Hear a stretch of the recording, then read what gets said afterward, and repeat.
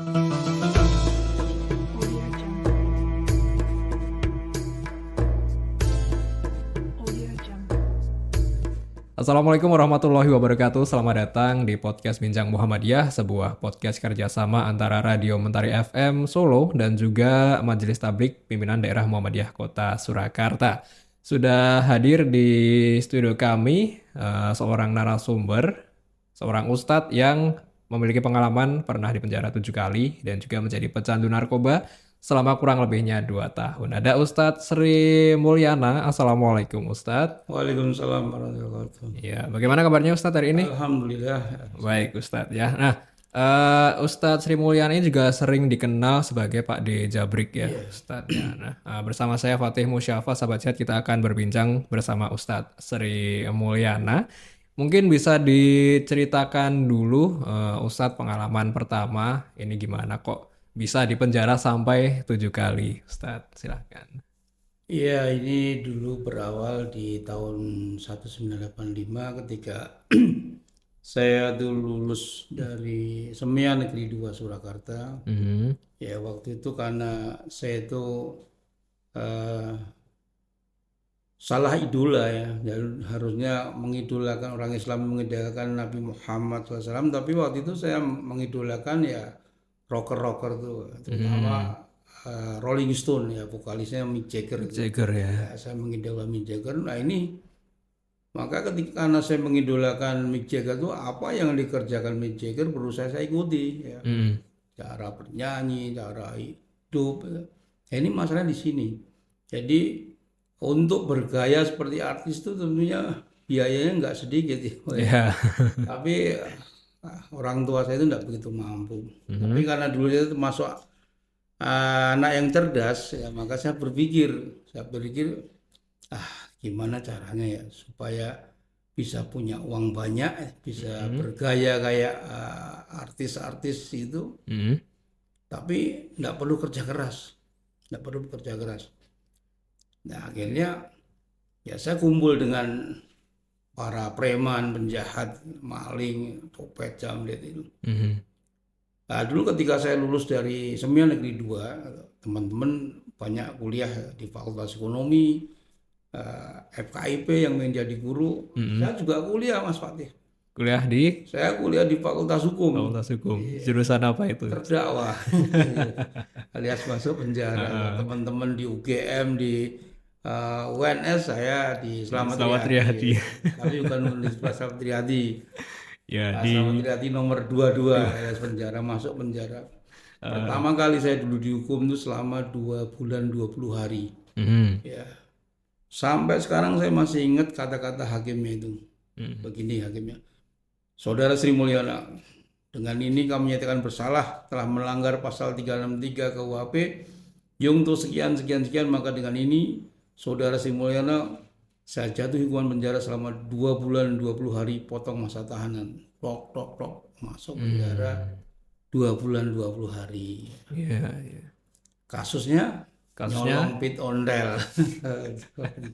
Kenapa pit ontel, Ya, Ustaz? karena gampang aja. Karena gampang ya, itu. angkutnya segala macam. Gampang, jualnya juga gampang.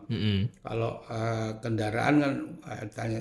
Tapi ketika saya masuk penjara itu, saya berpikir, wah kalau nyolong pit ondel duitnya dikit.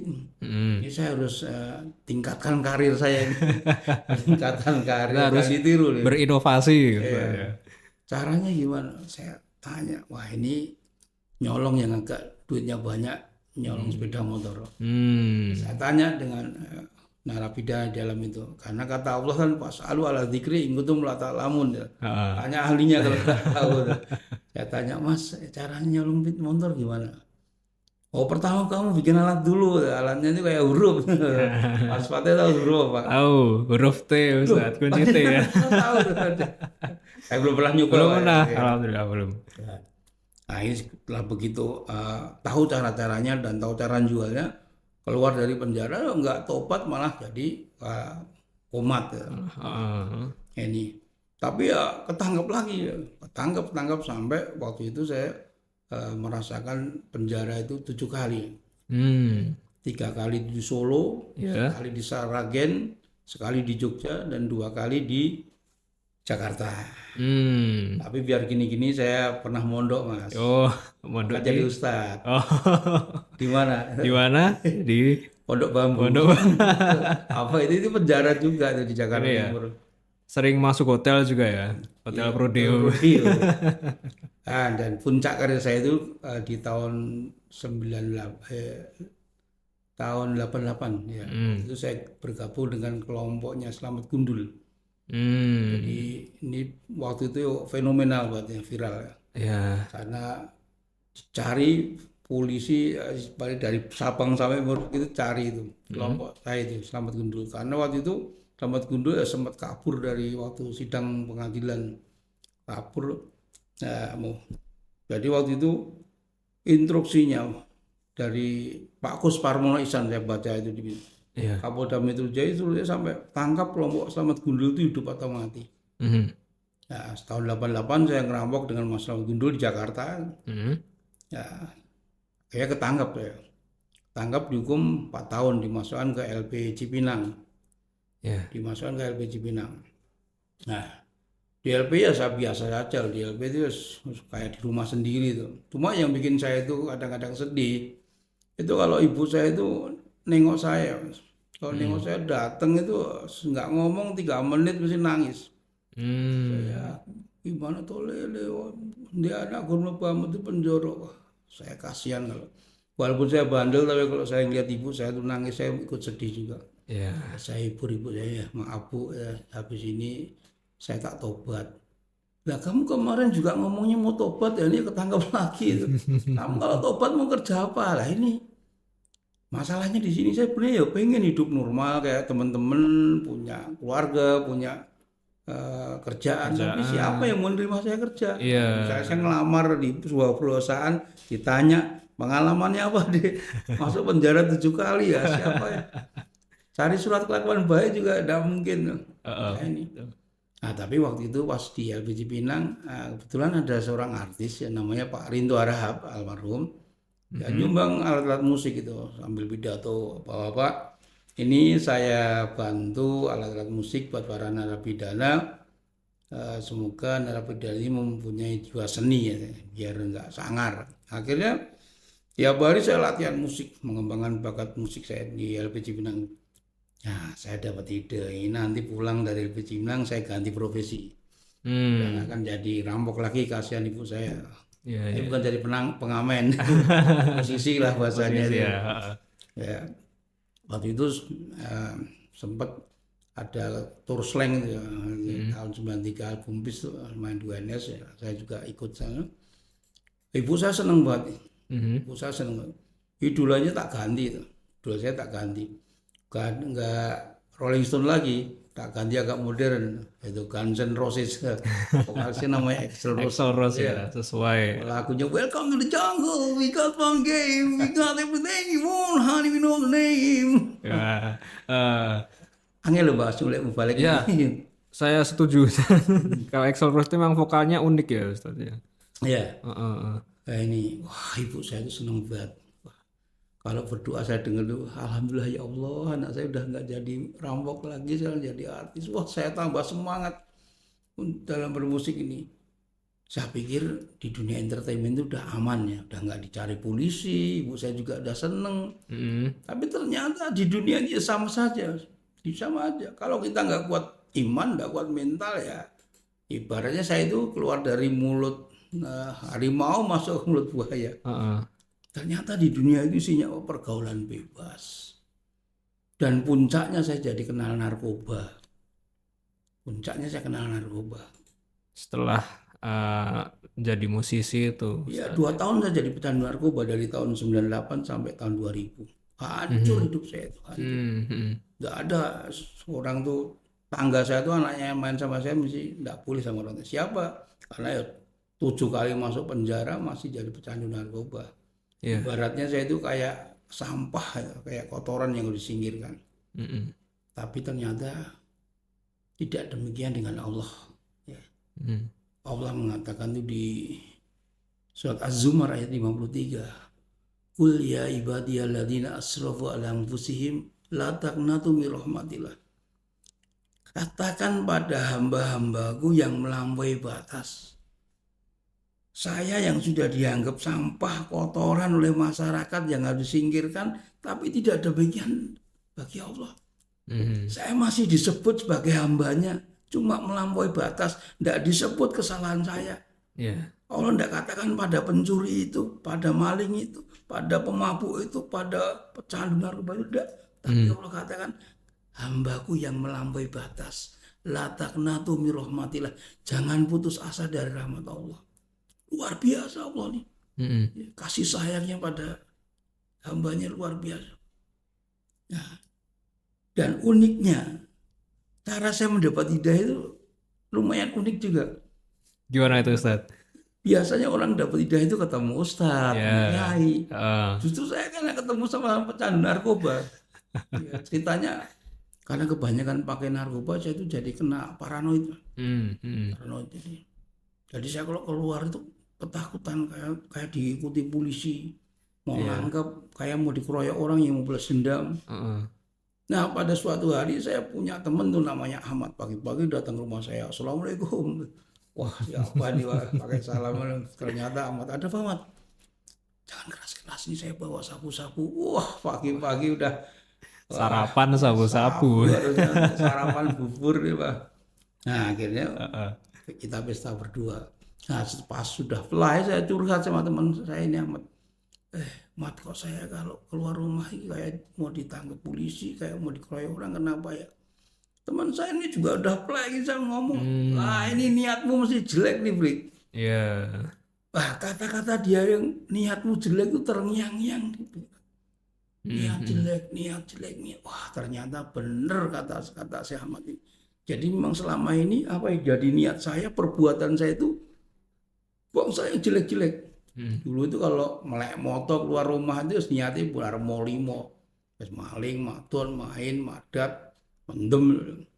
Terus saya timbul dalam pikiran saya, sekali-kali aku tak niat yang baik, sekali-kali saya tak niat yang baik. Tapi ternyata saya bingung perbuatan baik itu seperti apa, mungkin lupa. Pikiran saya itu ya ngombe ciu itu ya baik, perbuatan baik. Hati kecil tidak setuju itu bukan perbuatan baik. Mikir, dengar adzan subuh.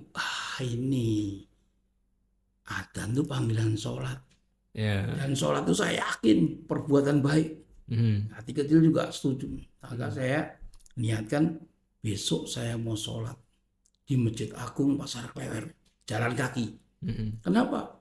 Memori masa kecil waktu itu ketika saya SD saya itu di SD Sangkrah itu, Kartika Titer waktu itu setiap Jumat itu oleh guru saya diajak ke sholat Jumat di Masjid Agung jalan kaki. Lagi memori masa kecil itu yang muncul. Besok saya mau sholat di Masjid Agung jalan kaki. Akhirnya besoknya saya laksanakan niat saya sholat di Masjid Agung jalan kaki, sholat duhur. Nah usah ketawa Mas, kok sholat duhur kenapa tidak subuh? Subuh ya belum bangun, Eman bangunnya jam 10, Jerman yang buka. Nah jam 11 saya mandi, pakai baju yang bersih, keluar rumah baca bismillah. Sekarang baca bismillah Mas. Kemarin mau baca bismillah ya pekewo sama malaikat itu. Keplai malaikat masuk bismillah maling gitu. Tapi karena sekarang mau ke masjid bismillah mantep. Keluar dari rumah jalan kaki. Nah ketika saya itu keluar dari rumah jalan kaki menuju Masjid Agung dengan niat mau sholat, terjadi perubahan yang luar biasa dalam hidup saya. Inilah awal perubahan dalam hidup saya. Biasanya itu saya tuh kalau keluar rumah niatnya mau berbuat yang tidak baik, itu kayak diikuti polisi, kayak mau dikeroyok orang. Tapi ketika saya itu niat saya mau sholat keluar rumah, tidak ada polisi sama sekali. Yang ada sih polisi tidur. Polisi tidur ya, yang nggak pernah bangun. Nah, tapi walaupun ada polisi juga saya nggak takut Mas. Saya nggak mau maling, nggak mau kunjute, nggak mau sabu, saya mau sholat. Akhirnya sampai di Masjid Agung, sholat zuhur dimulai. Nah, ketika jalan itu aja saya sudah senangnya Pak, rasa takut itu hilang, rasa cemas itu bablas. Sampai di Masjid Agung, sholat zuhur dimulai. Imam takbiratul ihram Allahu Akbar, saya ikut. lama saya nggak sholat. Begitu saya mulai sholat lagi tuh rasanya itu majelis, ayem, tentrem, tenang, damai. Damai ya. Rasanya itu kayak orang haus dikasih minum itu. Heeh. Pernah kayak kalau bingung tak contoh diri. Ya, saya juga mau minum, Ustaz. Tak contoh diri.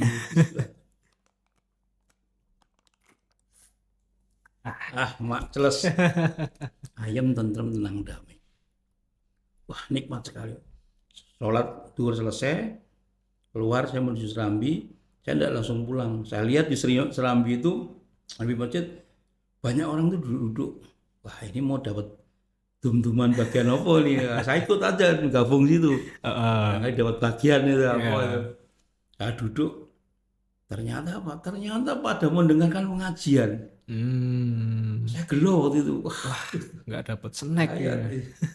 Pas duduk di situ, mau pergi juga pakai Tapi akhirnya saya dengarkan pengajian itu sampai selesai.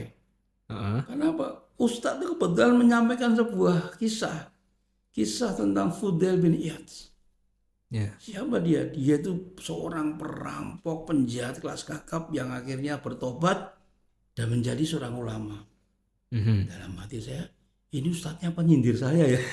Dan dengerin pengajian pertama kok tentang perampokan, saya penasaran. Saya dengarkan pengajian itu sampai selesai. Ternyata mendengarkan pengajian itu menyenangkan juga ternyata. Ternyata jadi hari itu saya banyak mendapatkan hal-hal yang menyenangkan. Pertama, jalan kaki dari rumah ke masjid dengan niat mau sholat tadi, rasa takut saya hilang, rasa cemas bablas. Ketika sholat rasanya itu majelis, ayem, tentrem, tenang, damai. Ketika mendengar pengajian itu, wah, hati seperti hidup lagi, seperti termotivasi, menyenangkan hari itu. Kalau gitu besok tak ulangi lagi. Besok tak ulangi lagi. Sholat di masjid aku jalan kaki, tapi ya masih sholat duhur. Ada apa, sepenting jalan dulu. Rasanya juga menyenangkan. Besoknya saya ulangi lagi, semakin menyenangkan. Besoknya lagi, besok. Akhirnya sehari, 2 hari, sepekan, 2 pekan, sebulan, 2 bulan. Ternyata saya rasakan tuh hidup seperti ini ternyata menyenangkan. Ternyata hidup di jalan Allah itu sangat menyenangkan. Akhirnya di tahun 2000 saya putuskan, udah, saya akan hidup seperti ini saja. Saya akan tinggalkan semua kemaksiatan. Saya akan hidup di jalan Allah. Saya akan mengganti hidup saya yang tadinya selalu merugikan orang, bikin susah orang tua. Saya akan menjadi sebagaimana yang dikatakan Rasulullah, khairun nas anfa'uhum linnas. Saya akan berusaha menjadi orang yang bermanfaat. Tapi ya yang berat awal-awalnya itu. Ujian di awal ya. Teman-teman saya itu yang mau beleng-beleng itu udah nggak mau kumpul sama saya lagi. Mereka kasaku sudah nggak usah kumpul sama Jabrik lagi. Kenapa? Wah, itu Jabrik itu tobatnya kebablasan. Kayak overdosis, banyak narkoba. Kayaknya dia itu gejala edan. Gila kata. Wah, ini saya ditan-ditan kayak benar saya mangkel, pengen tak fitting. Tapi ketika mendengar pengajian di Masjid Agung itu, kata Ustadz itu Rasulullah, manusia yang paling mulia aja dulu pernah dikatakan majnun, gila, tidak marah. Maka saya juga tidak marah, tidak masalah. Ora paten ra kumpul karo pangunci. Aku arep golek kumpulan liya, saya mau kumpul dengan orang-orang soleh, gitu katanya. Wong kang soleh kumpulono. Bayangan saya itu menyenangkan kumpul dengan orang soleh. Wong orangnya tuh halus-halus, ya, ndak pernah miso-miso, senengannya menolong, bayangan saya menyenangkan, bayangan saya. Tapi ternyata apa yang saya bayangkan itu beda dengan kenyataan. Setiap saya ke masjid itu takmirnya itu udah bisik-bisik dulu. Hati-hati, Jabrik sholat di sini. Pit motornya dikunci itu, kotaknya diawasi. Jadi saya tidak punya teman waktu teman-teman ini saya mau beli itu udah nggak mau kumpul. Saya mau kumpul sama orang soleh malah dicurigai. Udah, tapi tidak masalah. Saya tetap niat hidup di jalan Allah ini karena saya sekarang udah punya idola baru. Idola saya bukan Rolling Stone lagi, bukan Guns N' Roses lagi, tapi idola saya sekarang adalah Nabi Muhammad SAW. Nah, dan saya ini berusaha konsekuen. Jadi dulu ketika mengidolakan Mick Jagger, apa yang dikerjakan itu saya ikuti.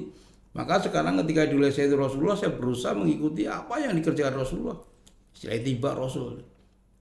pernah dari pengajian itu Ustaz mengatakan Rasulullah itu tiap malam tahajud sampai kakinya bengkak-bengkak, saya langsung tahajud. Rasulullah kerjakan apa, saya langsung kerjakan apa yang kerjakan Rasulullah.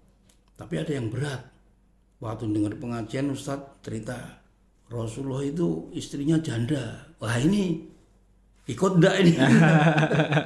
Dulu ketika Ustaz ngomong tahajud, yes saya bilang puasa sunnah oke, tapi janda wah mikir dulu. Gimana ini?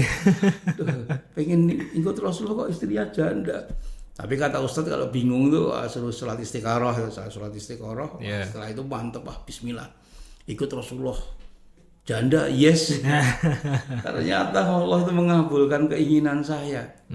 Saya tuh dikasih jodoh tuh janda beranak 2 Mas. Sama ya sama Rasulullah sama. Rasulullah istri saya janda, istri saya juga janda. Cuma bedanya istri beliau janda tapi konglomerat lah. Istri saya janda tapi melarat. Wah memang waktu itu hijrah saya itu kelangan konco, kelangan bondo, malah nemu rondo gitu.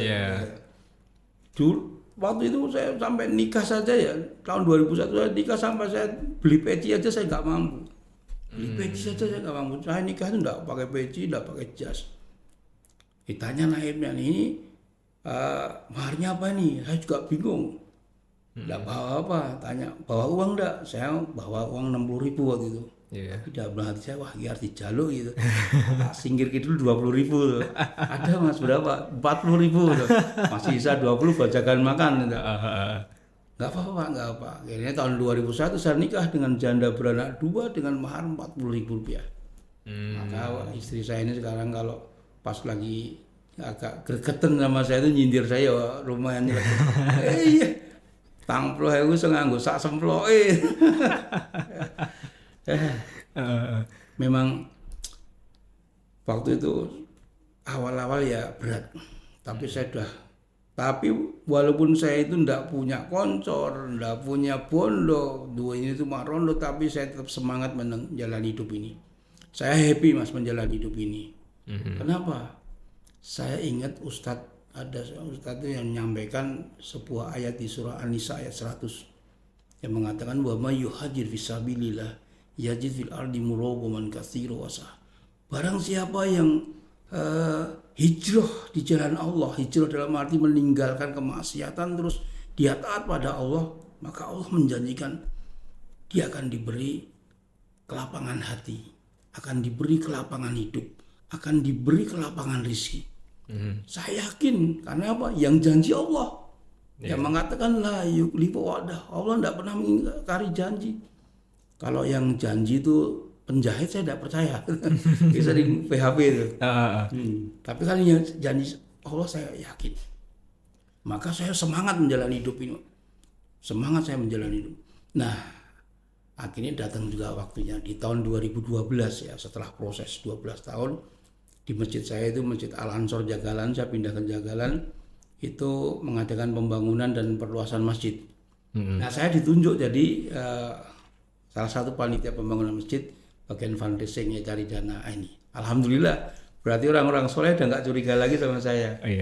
Saya cari dana, puter-puter. Nah, saya ingat, saya punya temen, dia orangnya kaya banget, konglomerat lah. Saya datang ke rumahnya, wih, ngapain Blik? Ini loh Mas, ini masjidku membangun. Lah itu apa? Ini, baca sendiri aja, baca proposal saya. Habis baca teman saya bilang udah proposal enggak usah dikelilingi kemana-mana, taruh di meja sini. Nanti masjid tak bangun. Wah, alhamdulillah. Nah, bahkan teman saya itu ngomong, Beri kamu kalau kuliah mau enggak? Wah, ya mau banget. Tapi ya biayanya itu apa? Nikah 40.000. Tapi bukan di jurusan hukum lagi ya? Enggak. Ya. Kamu kalau mau kuliah nanti tak biayai.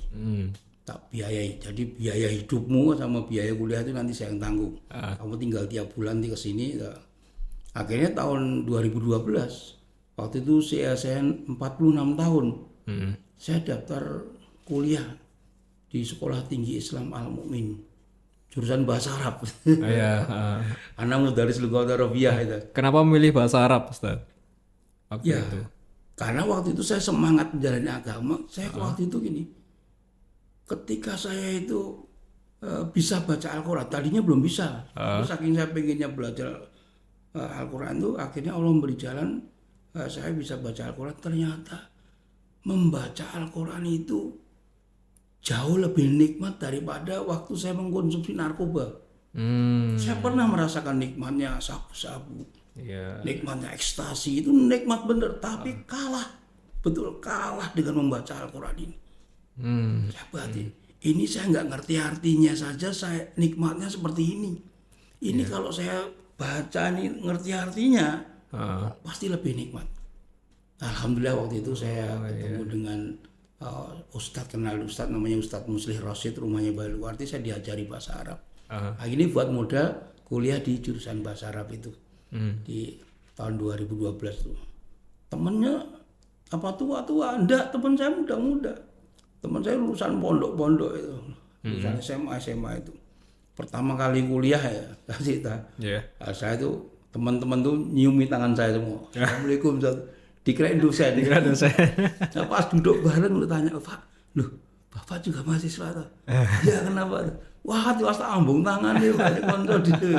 Ya berarti pertama malu mang waktu dewi itu. Tapi ya Bismillah. Di umur berapa itu? 46 tahun. 46 tahun. 46 tahun saya daftar. Bahkan di umur 50 tahun saya kuliah 2 tempat. Satu di Sekolah Tinggi Islam Al-Mu'min, satunya di Mahat Abu Bakar. Ini juga bahasa Arab juga. Ya, tapi akhirnya Allah ada patah Arab mengatakan manjada wajada. Kalau kita bersungguh-sungguh kita mendapat. Maka di tahun 2017 alhamdulillah ya, saya diwisuda dari Sekolah Tinggi Islam Al-Mu'min tadi. Dulu nama saya Sri Mulyana penjahat, gali sekarang pakai SPD. Harusnya SPDI ya. Harusnya SPDI, tapi pas saya lulus itu tahun 2017 itu dihapus itu. Nah ini.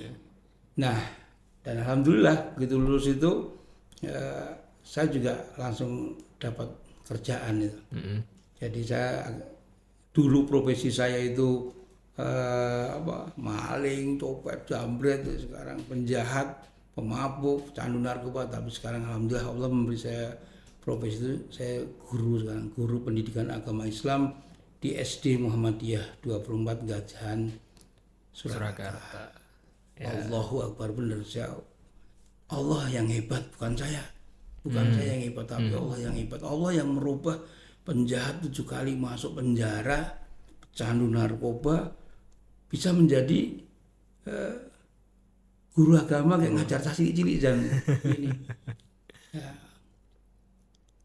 Dan saya juga pembina juga. Saya kan alhamdulillah diangkat juga jadi ketua takmir Masjid Al-Ansor. Ya. Saya punya komunitas namanya Expresso. Jadi saya pembina di Expresso, Preman Solo. Nah itu kegiatannya apa, Ustadz?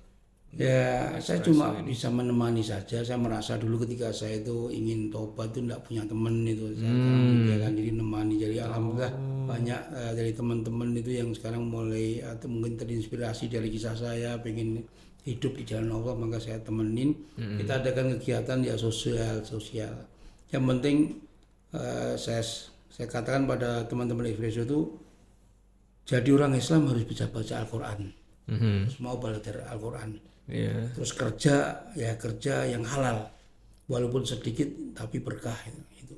Jadi itu yang kita tekankan pada teman-teman Expresso itu, yang penting belajar Al-Quran, ibadah, kemudian cari rezeki yang halal. Jadi pembina di komunitas Expresso juga saya alhamdulillah juga pengurus KKG itu. KKG Ismuba itu guru-guru PAI di Muhammadiyah ini, saya termasuk salah satu pengurusnya. Dan mulai tahun ini saya alhamdulillah berkhidmat di Majelis Tablik PDM Surakarta. Berarti baru tahun ini baru masuk. Baik itu tadi. Dengan Pak Sugiti. Berarti mungkin hikmah yang bisa diambil dari cerita Ustadz Mulyana ini, memang hidayah itu datangnya kapan tidak ada yang tahu, Ustadz ya. Bahkan Ustadz tadi hidayah datangnya ketika sarapan sabu-sabu sama teman. Bahkan temannya bilang, oh itu karena niatmu jelek. Padahal itu kalau menurut saya ya itu bukan kalimat yang serius ya Ustadz ya. Kalimat bercandaan aja kayak oh kowe ngene karena niatmu elek gitu. Kamu gini karena niatmu jelek. Tapi justru dari situ Ustadz Mulyana dapat pencerahan. Gitu. Ketika setiap ingin keluar rumah niatnya jelek kok merasa paranoid, akhirnya merubah niat menjadi baik dan ya dari situ mulai berubah hingga sekarang menjadi ustadz dan guru agama di SD Muhammadiyah 24 Gajahan Surakarta. Baik, terima kasih Ustadz sudah dapat hadir di studio kali ini. Kita berjumpa lagi insya Allah di lain kesempatan. Sukses selalu Ustadz ya. Amin. Dan juga untuk pemirsa, jika Anda menyukai konten kami, silahkan tinggalkan komentar, like, dan juga subscribe channel kami. Kita berjumpa lagi di episode selanjutnya. Assalamualaikum warahmatullahi wabarakatuh.